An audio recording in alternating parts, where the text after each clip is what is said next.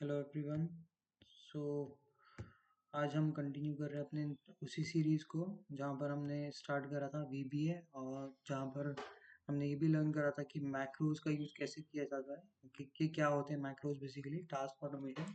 तो उसी का आज हम एग्जांपल करेंगे किस तरीके से टास्क ऑटोमेशन किया जाता है यूजिंग मैक्रोज। ओके, सबसे पहले ये हमारे पास डेटा है। इस डेटा को हमारे को इधर से मैं जा रहा हूँ कि जब मैं सबमिट करूँ तो ये पर्टिकुलर डेटा मेरा दूसरी शीट में चला जाए और ये वाला एरिया जो है मेरा एंट्रीज वाला सेक्शन ब्लैंक हो जाए। इसको करने के लिए हमें मैक्रोज की ज़रूरत पड़ेगी, बिकॉज अल्टीमेटली इस बटन की वजह से ऑटोमेशन आएगा यहाँ पर। ओके, तो हमें क्या करना है, फाइल को सबसे पहले मैक्रोज के साथ इसे सेव करना पड़ेगा।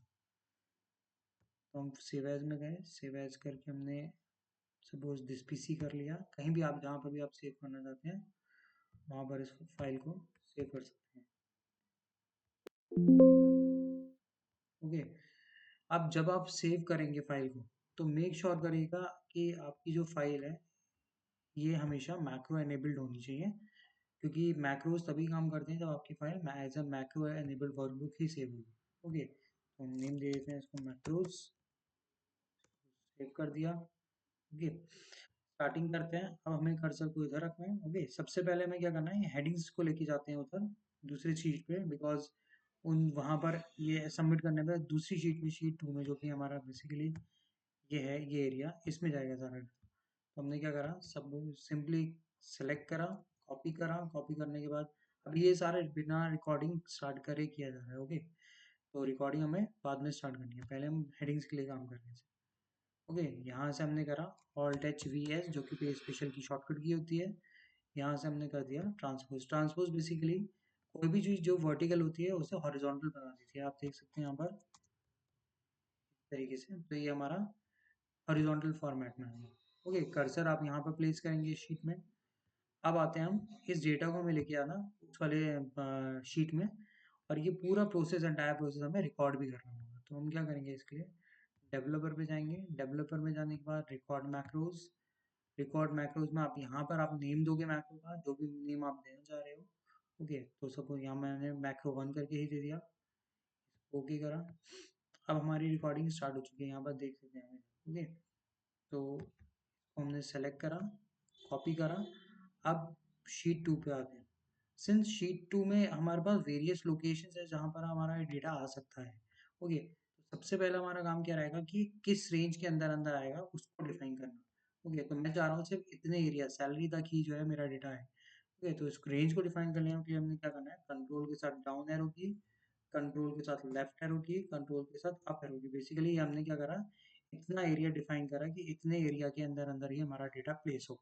ओके, अब सिंस हमारा जो कर्सर है घूम के जब ये आएगा, ये कहाँ आ रहा है, लास्ट जो हमारी एंट्री हो रखी है। ओके, तो इट मीन्स अगर मैं कोई भी नया एंट्री डालूंगा तो वो लास्ट वाली जो रिटर्न वैल्यूज है या एंट्रीज है उनको रिप्लेस करेगा, ओवरराइट करेगा। ओके, इसको अवॉइड करने के लिए हम यहाँ पर यूज करेंगे रिलेटिव रेफरेंस को। आई होप ये आपको आता हो, बिकॉज ये हमने पहले भी कर चुके हैं, इसकी वीडियोस आप जाके चेक कर सकते हैं।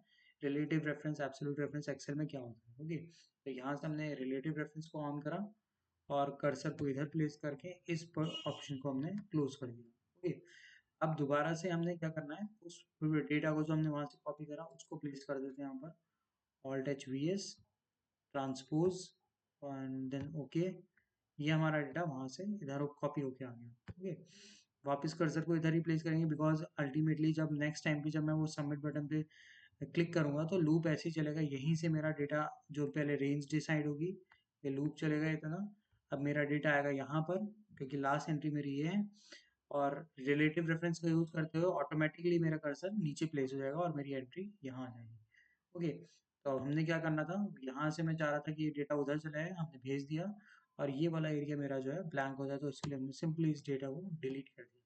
ओके, अब हमें उस रिकॉर्डिंग को जो हमने करी थी उसको हमने स्टॉप कर देना, बिकॉज हमारा ऑटोमेशन वाला टास्क कंप्लीट हो चुका है। बट हमारा मैक्रोज वाला प्रोसेस पूरा कंप्लीट नहीं हुआ, बिकॉज अभी ये सारा रिकॉर्डिंग हमें इस बटन को असाइन करना होगा। ओके, तो हमने क्या करना है, राइट क्लिक करने के बाद असाइन मैक्रोज, मैक्रो 1 नाम दिया था हमने उसका, एंड ओके कर दिया यहाँ से। ओके, अब सपोज मैं नई एंट्री डाल के देखता हूँ उसमें कोई भी, and then नाम डाल दिया, यहाँ से मैंने सेल्स डिपार्टमेंट ले लिया एंड सैलरी उसकी 35,000 ले ली। देखा, ओके। जब भी जैसे ही मैं सबमिट पे क्लिक करा, आप देख सकते हैं यहाँ पर आपका ये लिंक टाइप आपका आइकन निकल के आ रहा है। नॉर्मली कर्सर हमारा ऐसा है, बट यहाँ आके लिंक टाइप आइकन आ रहा है। तो यहाँ जैसे ही मैंने क्लिक करा, यहाँ से मेरा डेटा डायरेक्टली गायब हो गया और ये कहाँ प्लेस हो गया, नेक्स्ट शीट में, ठीक इसके नीचे। तो आई होप ये आपको पता चला हो किस तरीके से हम मैक्रोज का यूज़ करके ऑटोमेशन कर सकते हैं। एक छोटी सी एक आपका यूज एग्जांपल बताया गया है कि किस तरीके से आपने मैक्रोज में रिकॉर्डिंग करी जाती है और क्या-क्या। अब ये डिपेंड करता है आपका किस टाइप का आपका वर्क है। आपने वो सारा का सारा वर्क जो है मैक्रोज को आप जब रिकॉर्डिंग ऑन करेंगे, उस मैक्रोज के अंदर-अंदर ही आपको डिफाइन करना है। हाँ, एक चीज़ और तो आपको ध्यान रखना पड़ेगा कि अगर आपकी मैक्रोज के टाइम पे, रिकॉर्डिंग के टाइम पे अगर कोई भी स्टेप ऊपर-नीचे हुआ, आपको रिकॉर्डिंग आपकी दोबारा जो है करनी पड़ जाएगी, बिकॉज़ वो स्टेप आपका प्रोसेस जो है ऑब्स्टिकल आ गया उसमें। तो आई होप ये पसंद आया। नेक्स्ट वीडियो में हम डिस्कस करेंगे मैक्रोज का अलग कोई कॉन्सेप्ट इसी को लेकर ही। ओके, तो आज के लिए इतना ही। Thank you so much.